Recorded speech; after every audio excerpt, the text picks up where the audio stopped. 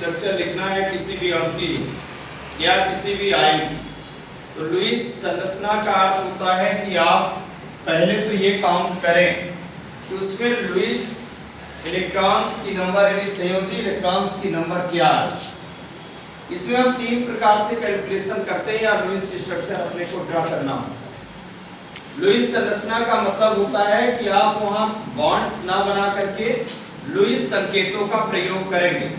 संकेतों का मतलब ये है कि इलेक्ट्रॉन्स को डॉट बिंदु या क्रॉस साइन के द्वारा रिप्रेजेंट कर दें। यदि आप एक बिंदु के चिन्ह के द्वारा या तो फिर आप गुणे के यानी क्रॉस के चिन्ह के द्वारा प्रदर्शित करें, वही कहलाते हैं संयोजी इलेक्ट्रॉन्स। संयोजी इलेक्ट्रॉन्स का मीन आप जानते हैं, किसी भी परमाणु के सबसे बाह्यतम कोश में जो उसका सबसे अंतिम कोश होता है, वहां जो इलेक्ट्रॉन्स की नंबर होती है वही कहलाता है क्या, संयोजी इलेक्ट्रॉनों की संख्या। यहाँ तक बात है कि इसको हम लिखें कैसे या लुईस संरचना को कैसे प्रदर्शित करें, तो इसके लिए 3 कंडीशंस हैं। पहली बात, आप अणु को देख लें, अणु कैसा, यदि आप उदासीन है तब तो आपको सीधे सीधे जितने परमाणु उस अणु में प्रेजेंट हैं सभी के संयोजी इलेक्ट्रॉनों की संख्या को ऐड कर लें, सभी को जोड़ दें और इसके बाद आप सभी को जिनके जितने संयोजी इलेक्ट्रॉन्स हैं सबको डिस्ट्रीब्यूट कर देना है। और केवल इतना है कि आप वहां बॉन्ड्स शो न करें, केवल आप बिंदुओं के द्वारा या क्रॉस साइन के द्वारा प्रदर्शित करें। जैसे आपके पास एक उदाहरण है NS3, इसमें आपको पता है कि नाइट्रोजन समूह 15 का तत्व यानी ग्रुप 15 का समूह 15 के जो भी तत्व होंगे सबकी संयोजकता या उसके बाह्यतम कोश में संयोजी इलेक्ट्रॉनों की संख्या 5 होगी, ये पता है सबको। तो यहाँ मैंने यहाँ लिखा क्या, 5 यानी 5, 3 हाइड्रोजन एटम्स हैं तो यहाँ 1 × 3 किया, टोटल 8 किया, 5 और 3 को कितने इलेक्ट्रॉन्स आ गए, इसमें 8 इलेक्ट्रॉन्स आ गए। अब आपको ये सेलेक्ट करना होता है कि इसमें सेंट्रल एटम कौन है, तो सेंट्रल एटम कौन होता है जिसका साइज बड़ा यानी आकार बड़ा।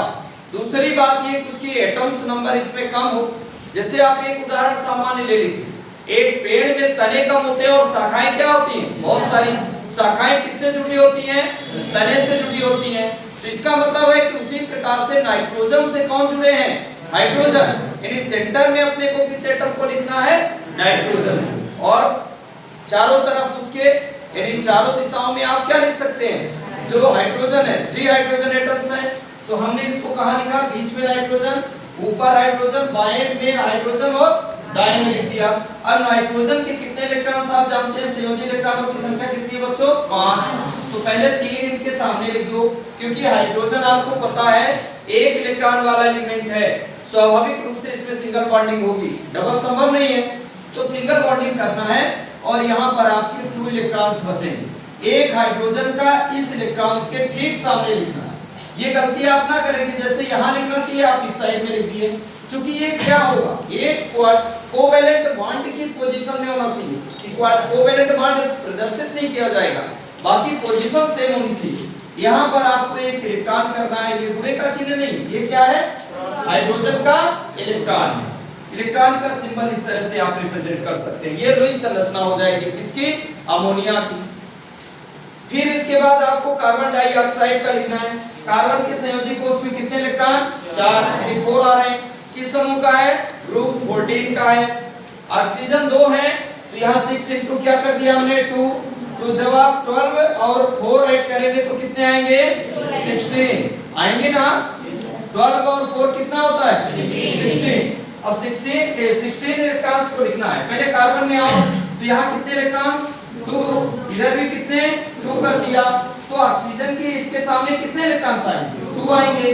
बचे कितने इसके 4, तो हमने इस तरह से इसको प्रदर्शित किया और यहाँ आपके नंबर ऑफ इलेक्ट्रॉन्स जो है तो कितने हो गए, 1 2 3 4 5 और 6।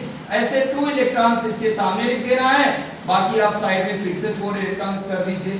कैलकुलेट करेंगे तो 6 4 10 हो गया और 6 इसको कर दें, मतलब यहाँ पर 6 हो गए, यहाँ पर कितने हो गए 4 और यहाँ कितने हो गए 6। यहाँ 6 इलेक्ट्रॉन्स, 4 इलेक्ट्रॉन्स और 6 इलेक्ट्रॉन्स ऐड करेंगे तो टोटल कितने मिल रहे हैं आपको, 16 इलेक्ट्रॉन्स। इस तरह से अपने को लुईस संरचना लिखना होता है, बहुत सिंपल है बच्चों। इसी तरह इसमें आ जाए आप, पानी में आपको पता है ऑक्सीजन ग्रुप 16 का है, और हाइड्रोजन ग्रुप फर्स्ट का है। यहाँ 2 + 6 किया तो 8 आ गए। पहले इसका एक इलेक्ट्रॉन आपको यहाँ पर लिखना है, 2 हो गए, और 2 ऊपर कर देना है, 2 नीचे। यहाँ एक इलेक्ट्रॉन इसका आ जाएगा, एक इलेक्ट्रॉन इसका आएगा, तो यहाँ आपका टोटल आ गया 1 प्लस यहाँ क्या हुआ 6 प्लस कितना 1, और ये टोटल कितना हो गया 8 इलेक्ट्रॉन्स। किसी भी आपको उदासीन अणु लिखना है तो कोई दिक्कत नहीं, सभी परमाणुओं के संयोजी इलेक्ट्रॉनों को जोड़ देना है, और जिसका जितना है, ऑक्सीजन के 6 इलेक्ट्रॉन है तो हाइड्रोजन को नहीं दे देना है। यदि ऑक्सीजन के 6 इलेक्ट्रॉन्स आ रहे हैं संयोजी इलेक्ट्रॉन्स, तो आपको ऑक्सीजन के चारों तरफ उसको प्रदर्शित करना है। और किसी भी उदासीन अणु का बनाएंगे तो बहुत सरल है, सीधे आप संयोजी इलेक्ट्रॉनों को कैलकुलेट करें।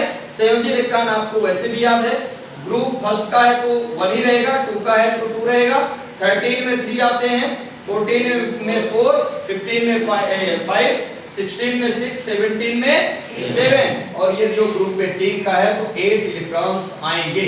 इजीली आप इसको याद कर सकते हैं। ठीक।